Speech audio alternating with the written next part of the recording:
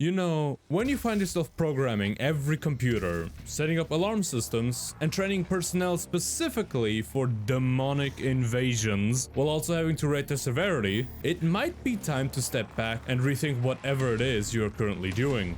Clearly, that kind of reflection didn't happen in the events of Doom 2016. As the first entry in a long dormant series, Doom 2016 wasn't just a comeback, it was a bold statement that sometimes doing nothing new can change everything.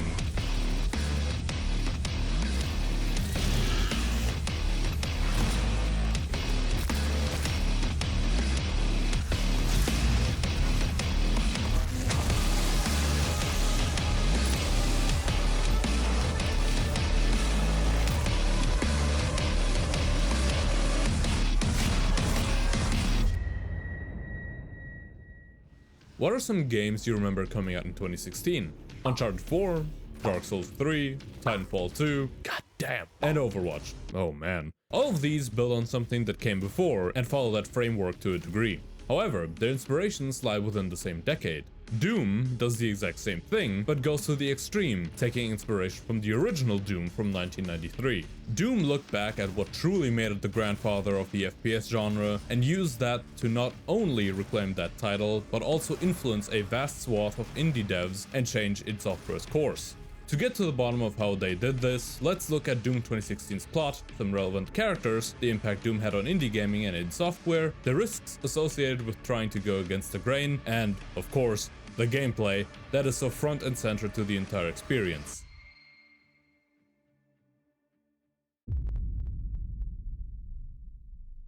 You are the Doomslayer, awoken from entombment in a sarcophagus, surrounded by possessed scientists, and all you see is red. After getting ready for a long, relaxing day off, you get called in by your shitty boss and are told that you need to come in after all. Rightfully pissed off, and with Karen having called in sick and infected the rest of the staff, you set off to do what you do best. Ripping and tearing through hordes of demons, destroying essential energy infrastructure, and pissing off both hell itself and mega capitalists, because capitalizing on the souls of the damned as a renewable energy source is not nice. After plenty of tracking down Olivia and the location of her hell cult, you go down into the deepest parts of hell to stop the source of the demonic corruption, only to find Olivia getting a huge serving of leopards eating faces and turning into the spider mastermind. You then quickly allow to air its thoughts before being abducted by big scary robot voiced man, only to be told that I'm going to shit yourself. I'm being really reductive about the characters and the story, but that is the general gist of it. But let's actually take a closer look at the characters, more specifically Vega, Samuel Hayden, and the Doomslayer. Mind you, I will only be talking about Doom 2016, so any reveals about the characters in future games will be ignored, like how your dad left for milk and never came back.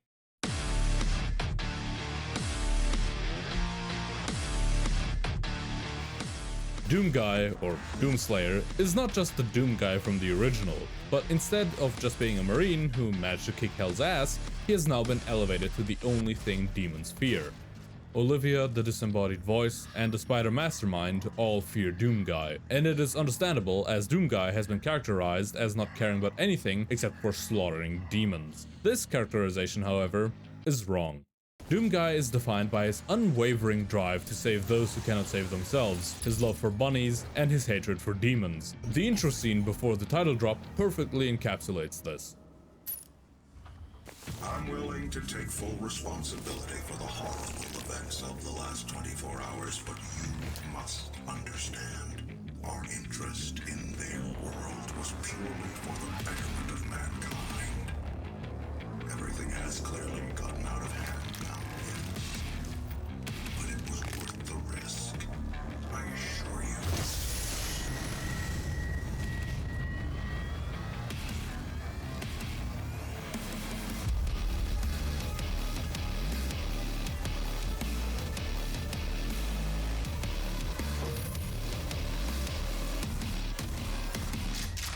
You can feel the rage that builds up in him as Samuel gives him the corpus speak about how this is okay, actually, while he looks at the corpse of a scientist who desperately tried to get away. He wants everyone to be able to live, even going so far as to save Vega, an AI superintelligence that aided him in his journey and selflessly decided to sacrifice itself to allow Doomguy to tear Hell a new one, an option that Samuel Hayden, Vega's creator, never even considered. It's not the rage that characterizes Doomguy, it's his empathy which spawns that rage. And he also knows how to be an absolute goober, judging by how he finds a Doomguy figurine that resembles him and fist bumps it. This and so many other actions give him so many different shades to his character that aren't just pure rage. So now let's move on to someone who never seems to be angry at all. Vega is your loyal assistant, always ready to help upgrade your arsenal and offering unwavering trust. Unlike many AI in sci-fi settings, he's not malevolent. He is the exact opposite. Calm, collected, logical, and selfless, Vega stands in stark contrast to Hayden, who constantly goes behind your back and makes demands. Instead, Vega remains polite, keeping you informed about plans and current events. Most importantly, he's not a cold, uncaring AI. Quite a few times you can hear Vega being more enthusiastic about some objectives. That demon seems to have taken your key card. You will need to find it. While at other times he's more neutral. After running more diagnostics on the active Praetor suit, it appears that I can accelerate the upgrading of your arsenal by measuring your combat effectiveness. However, the nail in the coffin for this is the mission Vega Central Processing. In this mission, with Vega's help, you work to essentially kill Vega so you can go to hell. Not only does Vega sound melancholic about having to assist in this process, but he also states that he has many regrets, most of which are probably connected to aiding a company that doesn't value human life. It seems as if empathy is what motivates Vega to not only feel these regrets, but also allow its destruction in the name of the greater good, which is what the next person only begrudgingly agrees to help with. Samuel Hayden is the man, robot, thing behind this entire operation. He acts way more like the cold, uncaring AI we are used to from sci-fi settings than the actual AI. He created the UAC Mars branch to siphon off Argent energy from Hell itself and sell it to Earth so the ongoing energy crisis could be mitigated. If that was all he did, one could maybe argue that he is out of line, but kinda right. However, that is, of course, not all that he was doing.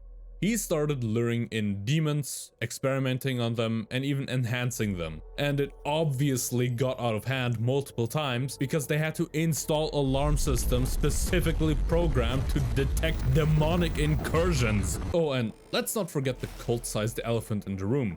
He claims he does things for the betterment of mankind, but it's obvious that at some point, his own interests took priority. While these characters seem to be complex, if you look at them in the context of the story's themes, they're actually quite simple. Olivia represents pure evil, Doomguy and Vega represent pure good, and Samuel represents the in-between, the morally grey area that, in the grand scheme of things, is entirely ignored by both good and evil alike. It is a simple affair. There are no contrivances to complicate the story. There is no justifying Samuel's morally ambiguous standpoint. Not in the eyes of Doomguy. To him, and by proxy to you, this is as simple a situation as it can get. There is evil everywhere, and you need to use your guns to spread evil everywhere. And yet, Samuel is such an impactful figure that you cannot think of the game without him, or Vega for that matter, despite being relegated to exposition dumps and off-screen shenanigans. Take a moment and go online and just look for people's thoughts on Vega or Samuel. They are adored without exception. The characterization of these two is so immaculate that you cannot imagine New Doom without their presence. And I also have to admit, both Vega and Samuel Hayden have amazing voices in this game. The knowledge of how that was done should be preserved and used for all eternity. Those two are like accidental ASMR. But let's be honest, no one came to Doom for the story. Not in 2016 at least. They came for the...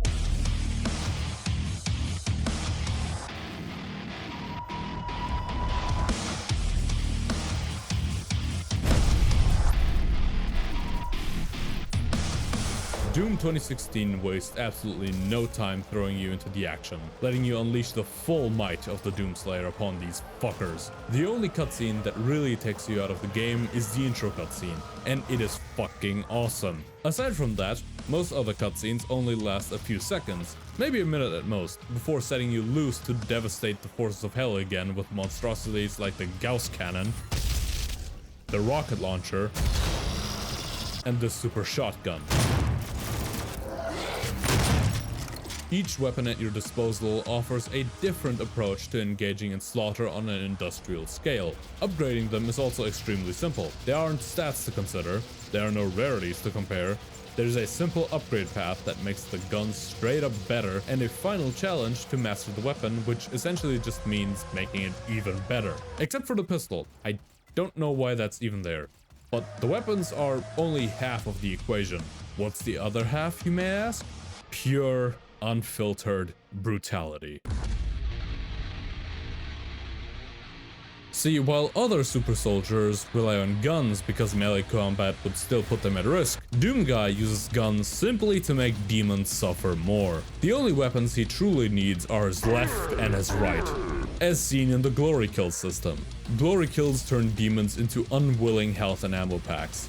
Whether with his bare hands or the chainsaw, the variety of these brutal executions knows no bounds. And heaven forbid he gets his hands on a berserk power-up. Oh, these demons are fucked, let me tell you that much. These glory kills encourage aggressive play by forcing you to get up close and personal to demons to stay alive and stocked up. They can be performed once a demon is staggered and vary depending on which body part you're targeting and the angle from which you attack. These executions range from the milkiest punch ever thrown in human history to breaking a demon's leg and using it to crush their skull, which, by far, is my favorite one. This display of raw, visceral brutality enhances the feeling of being an unstoppable killing machine while keeping the game's speed intact. However, the best part about Glory Kills is how they sync with and react to the music, laying the groundwork for an intense, non-stop rhythm that never lets up and keeps the blood pumping.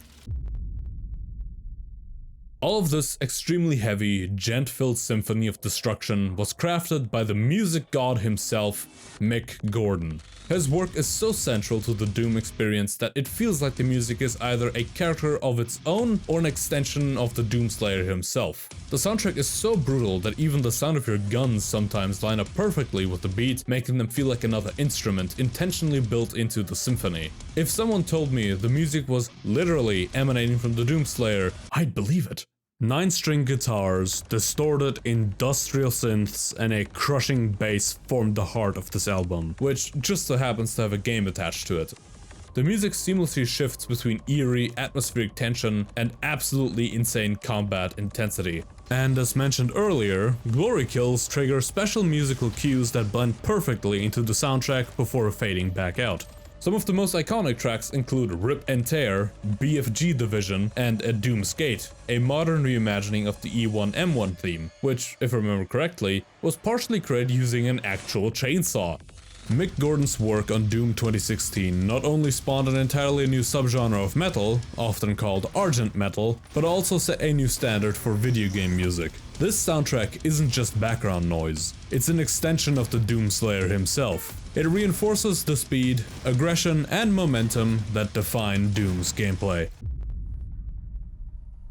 But straightforward combat with no bullshit perks, like a 5% damage boost if you tickle a demon's left pinky toe, isn't the only way Doom 2016 harkens back to its roots. The maps in Doom are gigantic, allowing demons to get into more advantageous positions than you ever could, forcing you to always stay on the move. Running and gunning, never slowing down for even a moment. Beyond their size, these maps also encourage exploration, with optional areas hiding valuable rewards. And nothing feels like a waste of time, because finding the secrets always grants upgrade points, regardless of what the secret actually is. And sometimes those secrets? They're actual level snippets from old school Doom. It all feels like it was meant to be and flows together perfectly. Which is surprising considering Doom 2016 almost turned out to be a run-of-the-mill action shooter like Call of Duty, or more accurately, Resistance. Early in development, Doom 2016 looked very different, more like an action-heavy Doom 3. The game originally followed the Doom Marine as an actual soldier, fighting off a demonic invasion on Earth with modern-day weapons, acting as part of a resistance group after demons had essentially already won. Some early enemy designs included gnarly versions of the possessed soldiers, imps that looked like a mix between prowlers and classic imps, and other insane demon designs like the Lure Demon. I have to say, these designs look fucking sick. I would love to see this concept reimagined as a spin-off game, maybe a Doom game where you play as a human resistance fighter during the events of Doom Eternal. However, as cool as the setting was, it's, by its own admission, felt more like a Call of Doom than a proper Doom successor, so they scrapped it and reassured fans that the final game would be completely different. According to reports, this version of Doom felt too slow, leaned too heavily on horror, and took too much inspiration from modern-day shooters like Call of Duty. After what I can only assume to be a long development cycle, they scrapped it completely and went back to their roots, risking funds and the success of the game by foregoing something tried and true for a type of game that hadn't been done in a long time. And as you can clearly tell, this change was exactly the thing that made Doom stand out, changing id's future as a whole and impacting the indie scene in a small but important way. See, while id was always working on something like the busy bees that they are, they hadn't been a name that was talked about often during that time frame, with the last game having been Doom 3 in 2004, 12 years prior to the release of Doom 2016. During that time, they had worked on 2 games, those being Doom 4, which is the unreleased Call of Doom, and Rage, a new IP that wasn't too well received. This caused id's squeaky clean image to take a bit of a hit, but it was quickly restored with the release of Doom 2016, which doubled down on its legacy and chose to refine what already existed rather than create something entirely new. By choosing this path, id managed to reaffirm its position as the grandfathers of the FPS genre and set the stage for a now renowned series to take root. Unlike Wolfenstein: The New Order, which leaned towards some retro gaming aspects, Doom 2016 fully embraced the classic FPS game design philosophy. The indie scene also saw a resurgence of boomer shooters, a subgenre of FPS games inspired by retro shooters like Wolfenstein 3D and the original Doom. High-speed gameplay, insane brutality, non-linear exploration, and challenging difficulty. After Doom 2016, there was a clear demand for these types of games. And we got some absolute juggernauts because of it. Ultra Kill, Proteus, which I still have a video on that you should totally check out, Dusk, and Warhammer 40k Bolt Gun are just some of the ones that were released. This resurgence even fed back into id Software's own work, influencing Doom Eternal's more complex movement mechanics and deepened exploration elements. Doom 2016 wasn't just a soft reboot of the franchise, it was a resurrection. It knew exactly what it wanted to be and executed on that vision flawlessly. Even the, in my opinion, overhated PvP mode, which you can still find matches for. It proved that by not doing anything new, everything could change. Not just for id Software, but for the entire FPS genre. It modernized its roots to make them accessible to a new generation of demon slayers, proving that sometimes the most impactful innovations come not from looking forward, but from looking back.